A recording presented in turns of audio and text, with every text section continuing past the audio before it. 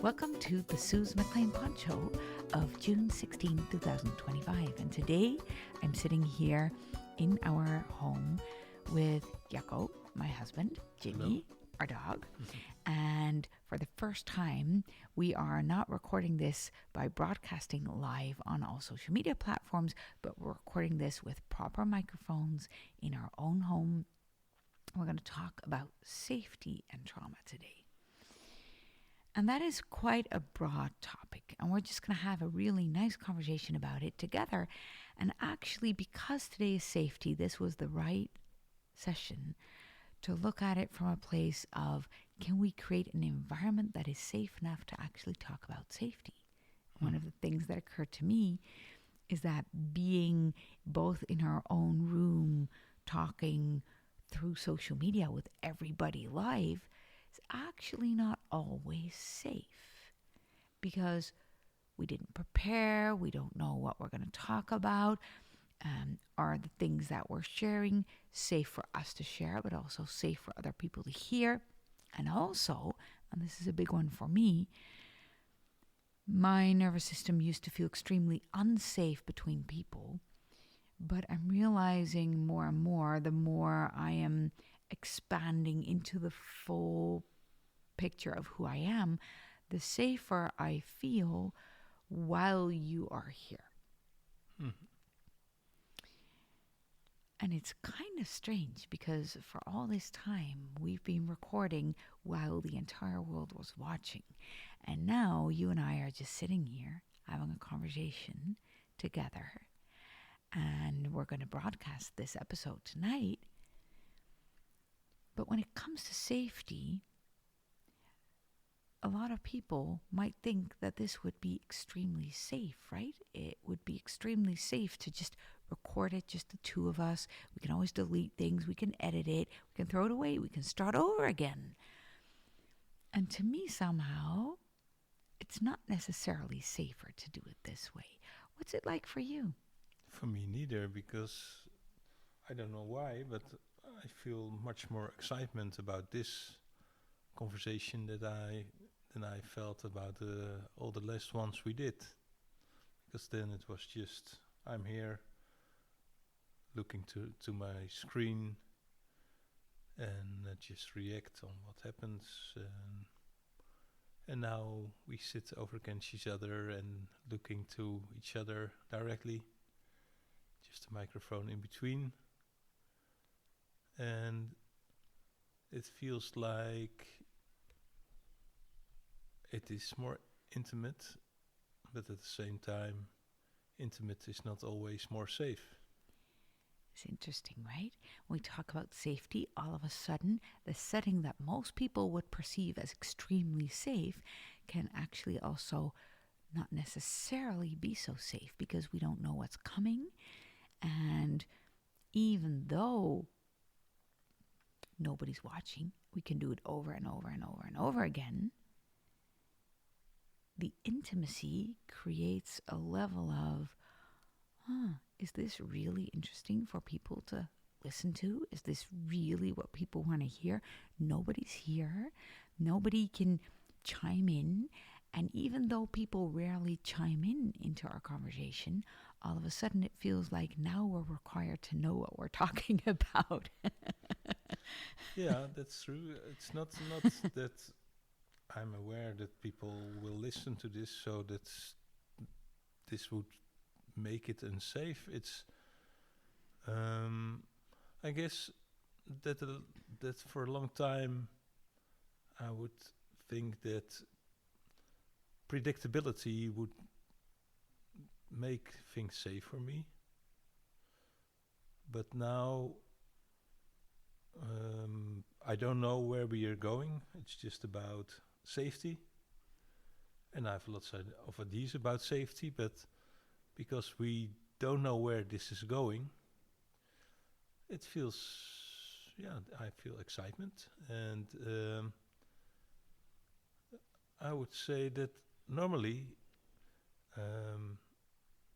in most situations, I love the unpredictability, because then it's just a matter of reacting. So I don't ask something from myself. I don't have to be prepared. I don't have to think about all the things, all the scenarios that could happen.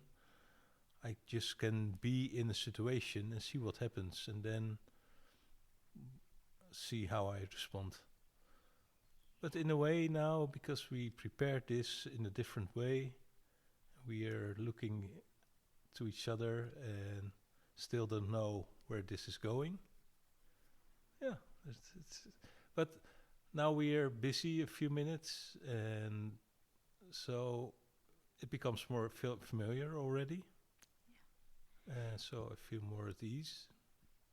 And it's interesting because when we look at safety and when we look at our nervous system and safety, because these are two extremely different things, our brain often perceives safety as control, as I need to know what's going to happen. I need to understand how I can take back control. I need to be able to control the situation, and it needs to be predictable, and then I will be safe. But our nervous system actually perceives safety as the ability to produce all the symptoms that it's producing. And the interesting thing is, where our mind thinks control is safe, our nervous system will tell us that it is safe by showing up with all the unsafe feelings from the past. We have created an extremely safe situation here because we can stop the recording. We can do it all over again. Nobody's watching us. We can erase everything, start over. We can be here until 2 a.m. this night. And we can even just do it tomorrow because we're only going to publish on Tuesday morning anyway. So nobody is really watching or interfering, and there is no threat, which creates an extremely safe situation for our nervous system to start releasing all the unsafety from the past. So then all of a sudden, your nervous system is thinking, oh, what are they expecting? I'm not sure. Should I have prepared? And all these thoughts, excitements of your nervous system. And for me, there is my brain works best if people are in the conversation, because then all of a sudden things happen. And now there is a spotlight on feel how unsafe I can feel in between people, and now there is a connection with you. Mm-hmm. And I'm not sure if there's anybody else ever going to listen to this. And that creates a level of, I can hear myself do it, right? Creates a level of, oh, I better have something interesting to say. So kind of a rambling on, what was it that we wanted to talk about?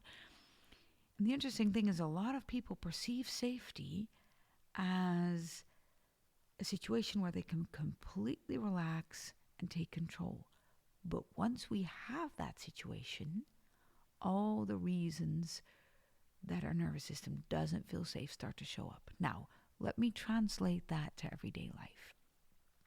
Because a lot of people would think safety comes from predictable bank account, predictable flow of clients, predictable partnership, predictable place where we live, predictable food on the table. And we think if I have everything in place, then I can feel safe. Most of our clients have all those things in place and then realize, ooh, and now I might even feel more unsafe. Now there actually might be more things because I thought I had everything in place. I'm still not feeling it. So apparently there's something wrong with me. What our mind thinks should be safe doesn't necessarily correspond to our nervous system feeling safe. And that's what we're going to explore in this episode. Mm-hmm. Yeah. The interesting thing is that safety actually requires pause. Oh, this is so interesting. Safety, our nervous system requires us to take a pause, to feel, to tune in. And because we're just recording this on audio, my brain is telling me, don't pause. People won't know you're there still, right? It's like radio. Mm. If I shut up, yeah, but then I disappeared. And will I still exist in this podcast even? Or at least confuse your listeners. Yeah. Is it okay to have a silence in an audio only show? Mm-hmm. Yeah. Yeah. This reminds me, I was at a retreat a few weeks ago, and there were a lot of people there. We had a lot of fun. And I used to think, and that's years ago, when I was at a retreat, I need to be there all the time, because if I'm not there, people won't know me.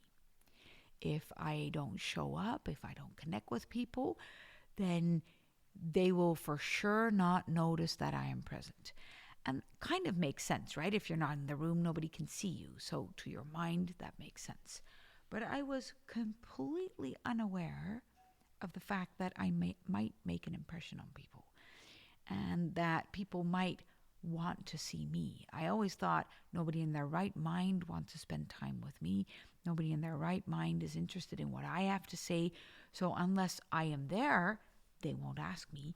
And if I am not interested in them, they won't want to connect with me. Now, this is deep rooted in trauma of my past, where I was always considered too much, too many stories, sharing too many things, being too complicated, overcomplicating things, asking too many questions. And I learned to either disconnect and shut up, or be present and make sure that I wasn't in anybody's way, by making sure that they didn't have to connect with me because I would connect with them. Good strategy, worked for a long time, but it never occurred to me at that time. I'm talking about 25 years ago when I just started my business, and 20 years ago still. It never occurred to me, like in our relationship, it never occurred to me that you voluntarily wanted to be with me as well. I thought, I have to be so lucky that you actually want to even be with me. But it never occurred to me that that doesn't always require an effort from my side, but that actually could involve an effort from your side too. Same with other people. When we just met 20 years ago, this was a big thing for me. Now, at this retreat, I hadn't been to a lot of retreats. I used to go 6 times a year, and at a certain point, I hadn't been to retreats for a long time. And I was there, and I realized, do you know what? I'm going to bed because my body needs a rest. I'll speak to these people later. And I realized that felt safe. Now, for years, I would go to bed if my body needed a rest, but I wouldn't feel safe. It would feel like not necessarily missing out, because I'm not the person to have a fear of missing out, but I had a fear that then nobody would have known that I was there. And that's not me missing out. It's about me going home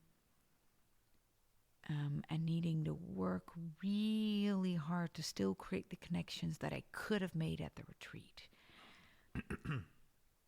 So to a certain degree, it might be missing out, but it's not that I won't participate in all the activities. That's not what I care about. But it's about, I'm there to connect. And am I connecting while nobody's seeing? That used to be my default mode. And now I was there and I felt connected, even alone in my bedroom. And I knew people in the room were connected to me also when I wasn't in the room. And that's a huge thing. How does that work with you? Now what I found out, we were in this conversation, and then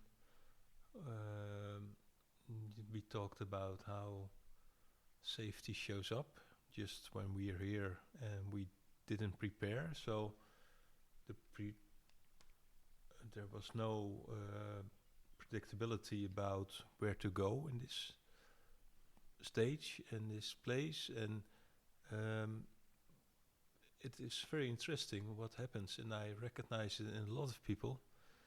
As soon as there is nothing to hide, because you're just together, and there's nothing in between, like things to do, um, things to have in place, then some people are going for a story because the intimacy can be hard even or feel unsafe. Yeah. And I think it's a beautiful story, and it's very good illustration about safety and connection.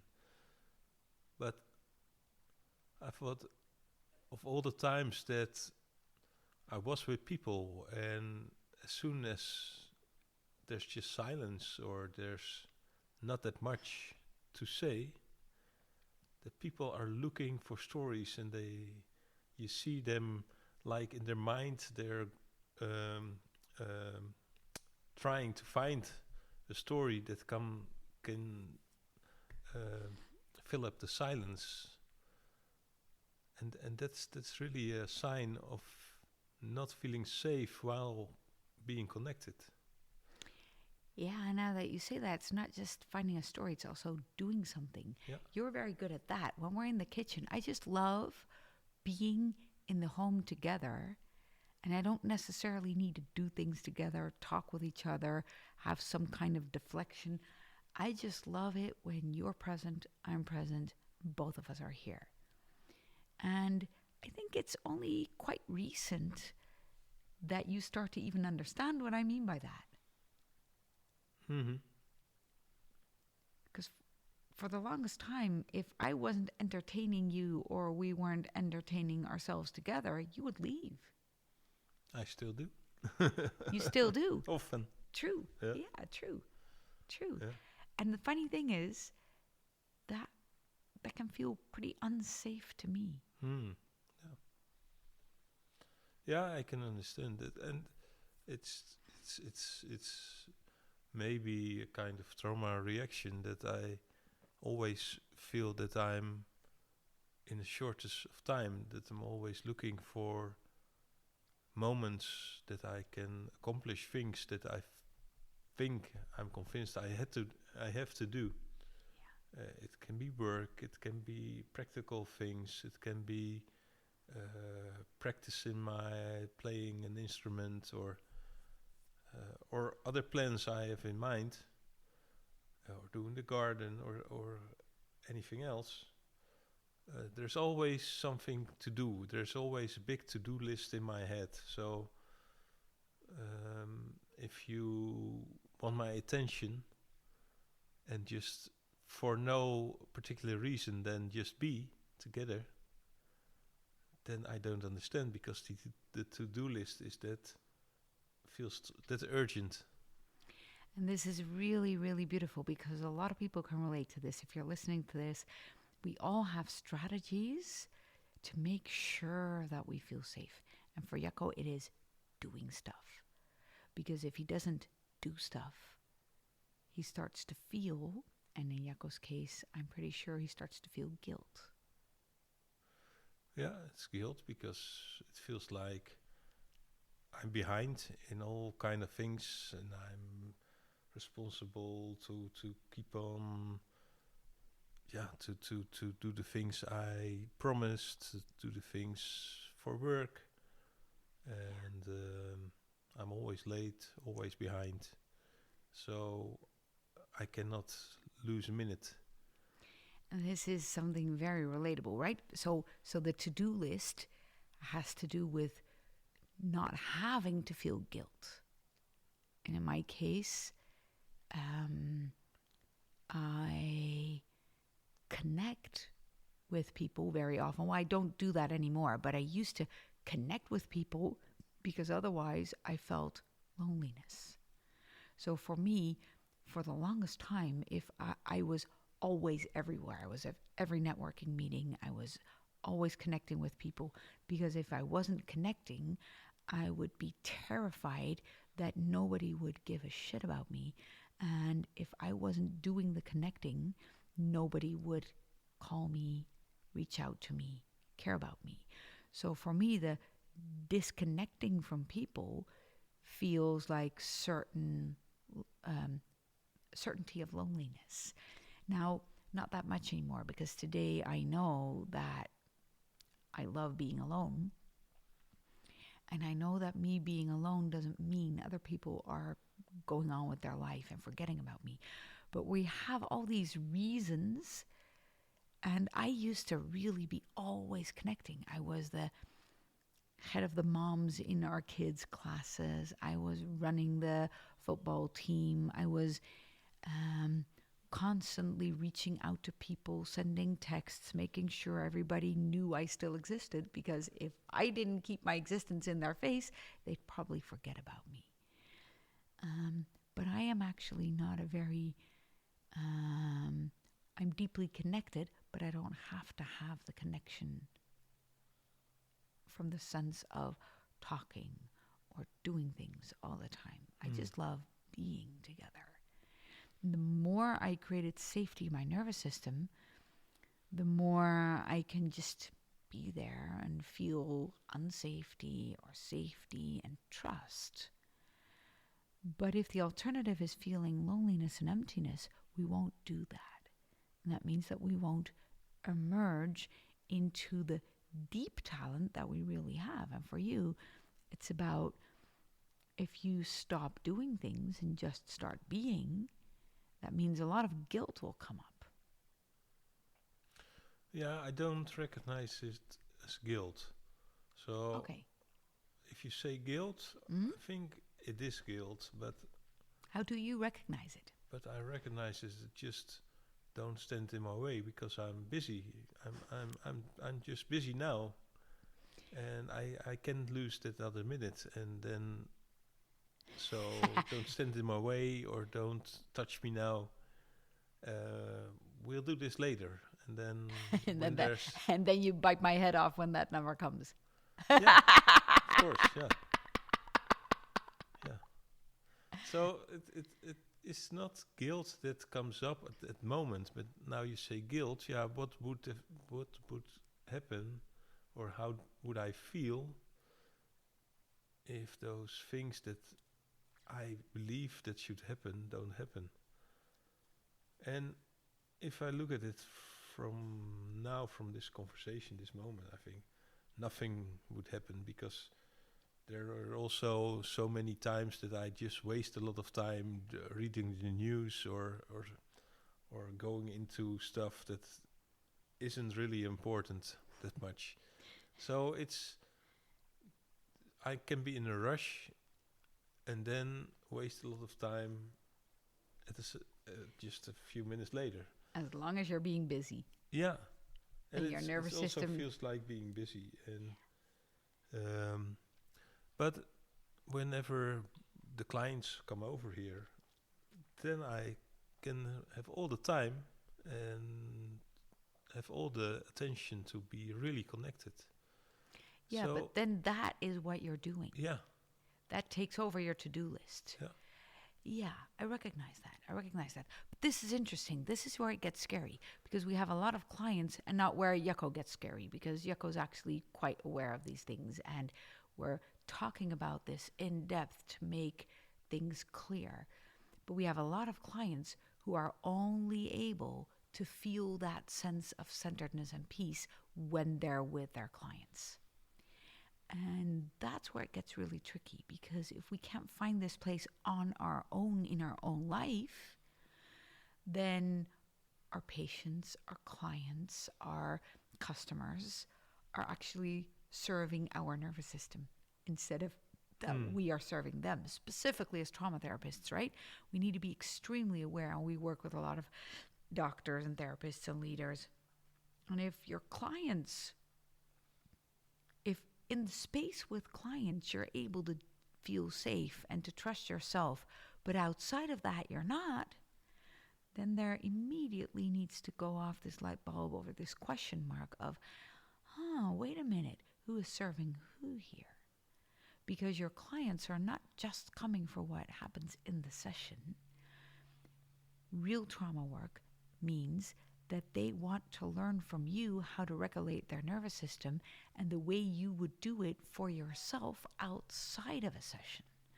So the way Jakko and I are talking now might seem like Jakko is not able to do that. That's not what we're talking about. We're talking about really fine combing the little things that are still happening. And of course, we are human as anybody. So of course, we still have these patterns, but we work on these patterns with the two of us, with our own group of people, to make sure that we are also held in this, because otherwise, what's the point? Because the point of life is not just to have sessions with clients so that you feel better.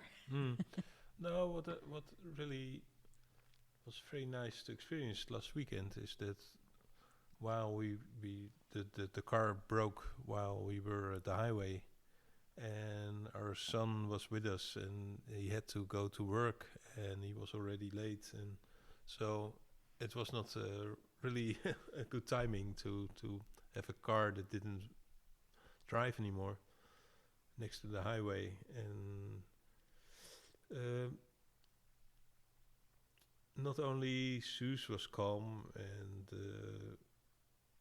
but I could really feel a calm that I maybe a few years ago wouldn't have. No. And that was not only because I learned to have calm, or I thought about being calm, but I really felt calm.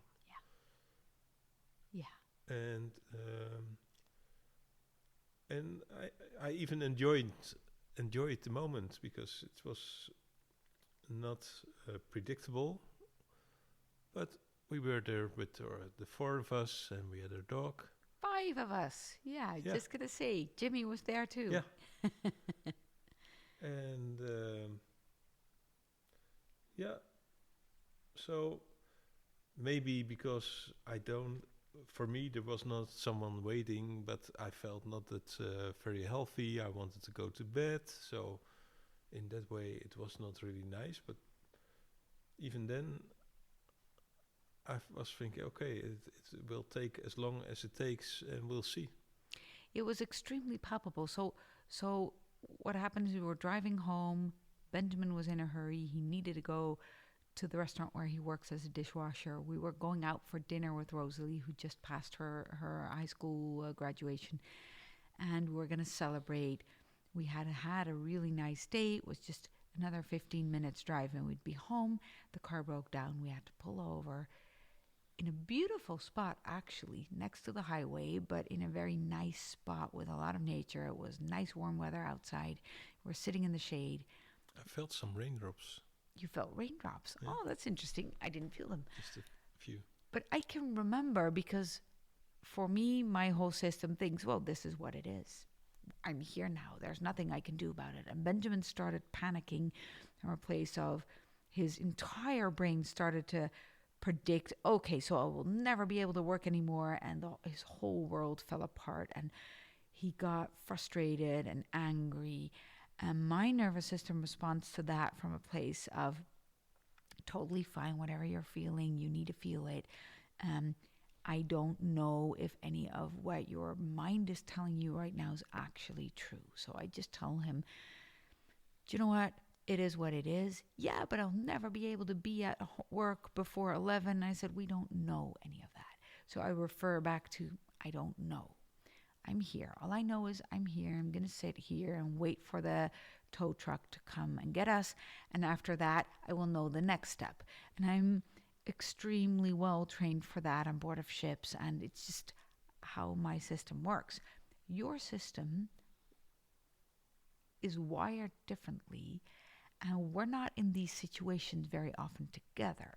So the kids know I am the complete calm in any storm. But I hadn't been in a storm with you for quite some time.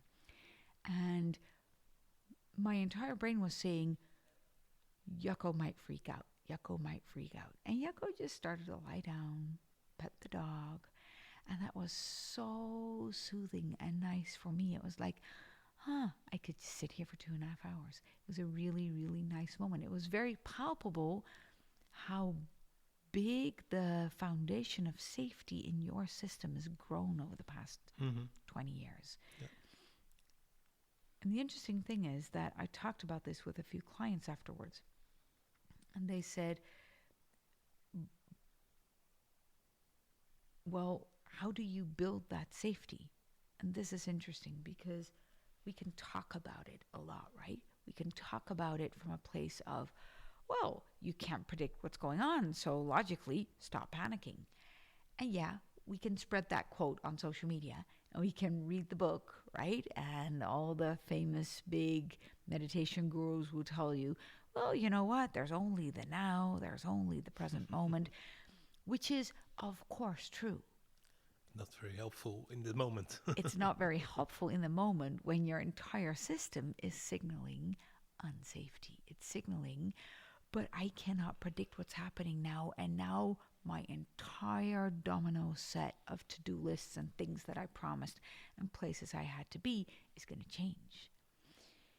No, I have lived a life where I lost everything 3 times and I moved 14 times, and I'm always prepared to change every single plan I have. But most people, so for me, unsafety shows up when everything is in place. But for most people, unsafety shows up when things shift, when things change. And I actually feel that telling somebody that there's nothing they can do about it makes it worse. What I have learned is that in that moment, it is extremely helpful to tell yourself 3 things. And one is, I'm breathing. Nobody's dead. And then allow yourself to feel. This is what I did with Benjamin. This is what I've been doing with you 20 years ago when things like this still happened a lot. And I would just check if I'm breathing, check if nobody's dead, and then allow all the feelings, because that is what safety ultimately is. It's not a place of no bad feelings. It's a place where all the bad feelings can be welcomed, because the foundation of space in your own nervous system to be with all those feelings is growing. And that is what we need to do there. Yeah, what I recognize is that for a lot of people I know from longer ago, that falling silent and just be together, people can freak out or be in panic, or they making up stories, or they're finding something to do, because else they cannot bear being silent, because then the feeling starts. And when you're not used to feel, not really feel, just think what you feel but not feel, or let your brain feel in a way. Let your brain register what you're feeling. But not even that. I remember for a long time I didn't know how to feel. I just, everything I thought I would feel, that were the thoughts. Just thoughts of feeling. I could make up words for it, but I couldn't really go to my body. So then it's very logical to avoid those moments together. If you're not able to do it alone, even, then it's very unsafe to do it together. Yeah, this is interesting, because that's just between 2 people being together. And now, in today's world, there is a lot of things that can stir up a lot of big feelings, a lot of conflicts, wars, politics, and it's all going from one extreme to the next. People are trying to fix everything. And then that will evoke a lot of feelings in our system. And that might feel like the world is an unsafe space. And that might pull us out of that right now. You and I are sitting here on 2 beautiful chairs in the most beautiful building in this entire country, with the sweetest dog anybody could ever have, together. And right now, we are extremely safe. Nothing is going to happen right now. And as much as people know that on a certain level, we allow all these headlines. We even allow our bank account app to pull us out of, yeah, but it's unsafe, it's unsafe, it's unsafe because something could happen, something could happen. And we feel that if we're not fixing things, we're not preventing unsafety from happening. And if we're not preventing unsafety from happening, then there is no safety. Instead of tuning in to the safety that is actually actively holding you and your entire system right now. And that safety comes as simple as it sounds from the fact that you're breathing. And with the fact that you're breathing, your body is being informed that it's actually alive. So apparently, no matter what you're going through, no matter what feelings your body is producing, pretty safe because you're actually alive. And the other thing is that while you're allowing yourself to feel that you're actually alive, you can check in with yourself knowing, wow, yeah, I'm not just alive, I'm able to walk away from the situation, to do something I can choose to do or to not do. Maybe this person that's now yelling at me, shouting at me, thinking some things about me that I don't like, saying some personal things that I might not like to hear, I can choose to walk away, to not say anything, and to know a bigger truth about myself, and to not make it personal. But that requires or even to stay. Or even to stay, exactly. Yeah. We can just walk away. We don't even have to slam the door. But our mind can easily tell us, but now you have to make sure that they know that you know, and in that conflict, it needs to be safe, because if the other person thinks this about me, I'm not safe. So it's back to control. Back to control. Control what the other might think about you, exactly. Or say about you. Exactly. Yeah. And in today's world, it's very clear how little control we have. I don't think we had more control 50 years ago when I was born, 100 years ago, 1,000 years ago, but we were less confronted with the lack of control. And right now, we are so exposed to the lack of control that we can feel extremely small. Yeah, but we are maybe also addicted to the idea that we are autonomous, and for a lot of people, autonomy would think that they have the right to, or not the right, but the idea that they can control their own life. Yes. And as soon as other people are standing in the way, then that they should control also the other person. Yeah. But that's not autonomy. And ultimately, there is nothing we really control, right? In every seminar, I have this example. We are right now on the place where we are, spinning at 10,000 kilometers per hour around an axis on a weird rock, spinning with an incomprehensible speed around some fireball in a universe that nobody knows really where it ends. And it's expanding at light speed, and nobody understands anything of this. As much as we know, we also know that we only know 3% of that. And the rest, we don't have a clue. We know that all of our bodies are going to die. We don't have a clue what's after death, if anything. Maybe nothing, maybe a lot of things. How many lives do we have? We don't have a clue what this life really is about, and we can make up a lot of stories and pretend that that's the truth, but ultimately nobody really knows. So what's the point anyway? But then in that what's the point anyway, we can feel lost. Yeah, so I can feel a lot of comfort from accepting that I don't know that much, or even just a slightly bit of what there could be be known. Yeah, and then yet even though you feel very deeply comforted by the fact that you don't have a clue, you need to hold on to to-do lists, right? And that's the human side of Yeah, and us. that's always because it's also related to other people. So Yeah. I made a promise, or I feel a duty of doing my work for other people, and but also my own list of things that I would really do better or very well. Yeah, it can be all kind of things. So that's true. And That's we all have that, right? It's not just you. We're now talking about you, um, and about me. But everybody has this survival thread of how do I belong? What is the purpose of my life? What am I here to do?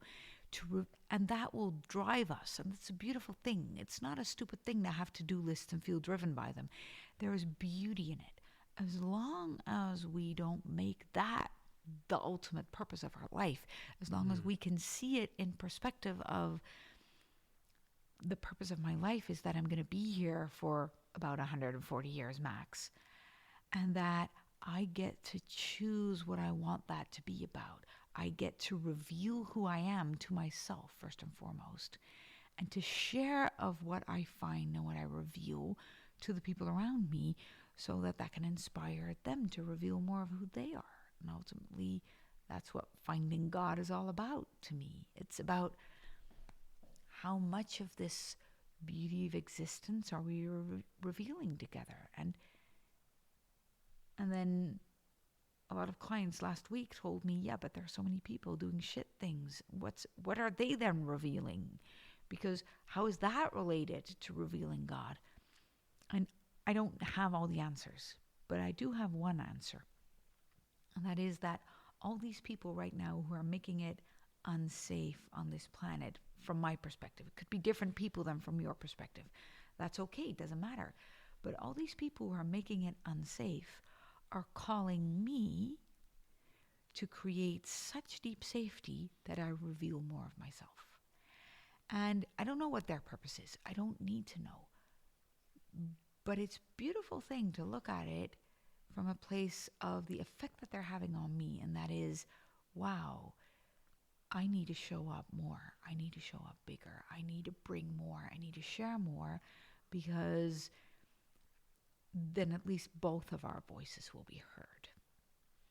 And then I will have played my little role in this whole humanity thing to the best of my ability. If I want to live up to God flowing through me and to my divine best self, then I better hurry up, because I'm already 50 years old. So I might only have 90 years. I think this is so beautiful, like how you say this, because I heard you say this a lot of times, but it has to. I have to hear it a lot, because it's so easy to feel overwhelmed by all news in the world and all things that happen, and that feel like it's really injustice or scary or threatening our society or even ourselves personally. And it's so much. So and when you say it like this, I see, oh yeah, that's true. So, and it gives also purpose to life, and that's really different from the purpose I saw 10 years ago or 5 years ago even. We are so we are a bit wasted here in this part of the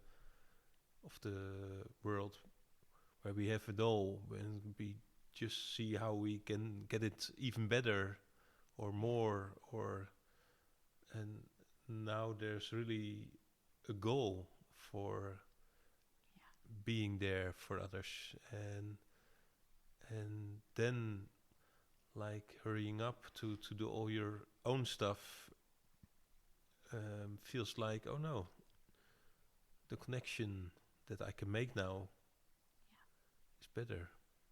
It's more. important than the list. Yeah. Yeah, and I'm not even sure if the world is going to crap or getting worse, because when I was born, when I was young, we had the Cold War. Um, we had people demonstrating in the streets about Martin Luther King. We had the whole. I grew up in the United States, in North Carolina, where black people did not have the same rights as white people yet. When I was there, certain shops, black people were not allowed in. My mom used to live in the United States when she was 17, and black people couldn't ride on the bus and stuff like that. That's not that long ago. So there are just different problems now, not necessarily less problems. We had protest songs about nuclear bombs. We had all kinds of different problems than today, most of which have been solved to a certain degree, not all of them. And now we have this problem. And I think if we look back over the past 2,000 years, I have not studied history, but if you look back over the past 2,000 years, there have always been great crises, always been great conflicts, always been big wars, and people trying to figure out how to live, who they are, how to take up space, what that even means. And if I look at that part of history, I believe that most of it has been calling us out into who are we, what are we trying to do, who are we trying to be, to the degree that you could even say, if we compare the entire humanity as one organism, you could say that that organism is probably about 2.5 years old.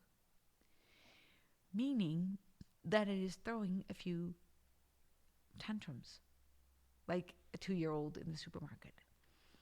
And what is called for us, people who are able to see that, is to create a nervous system that is able to hold a child throwing a tantrum without punishment, so that its nervous system will grow stronger. And that image really helps me feel that there's purpose to this, because the organism needs to throw tantrums, otherwise it won't be able to deal with fear and with anger and with care and with love. If we compare it to the whole building of a nervous system of a human being, we need to find all these extremes in order to understand how to balance, how to find stability, how to create structures. And if I compare humanity to a 2-year-old, I can feel a lot of compassion for anything that's happening. I don't necessarily like everything that's happening. I didn't necessarily like the tantrums of my 2-year-olds, but I could watch them from a place of deep respect, regenerating my own nervous system. And this is where we need to be really conscious, because we can't just be present and not give a shit. We need to stay connected. And that means that we constantly need to regenerate our own system in order to be able to do that. This is why Jakko and I live the way we do, surround ourselves by people, work with people. It's also why we do some one-on-one work, but mostly we do work in groups to help give people a place where that is the logical thing to do. We need to surround ourselves with people, not just with nice people. That's kind of easy. There are a lot of nice people, but we need to surround ourselves with people who are really good at staying present no matter what's happening in your nervous system. And that will generate a foundation of safety. Mm-hmm. Yeah. And but that requires that we stop trying to control our circumstances all the time, the other people around us, because then we'll never be safe. Exactly. And neither the other. Yes. So that's really what I learned the last years, to feel safe while I'm not knowing where we go. Yeah.